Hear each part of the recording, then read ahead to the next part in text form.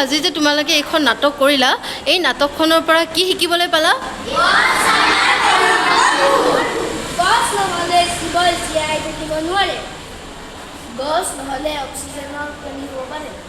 অভাৱ হ'ব পাৰে অভাৱ হ'ব পাৰে কোৱা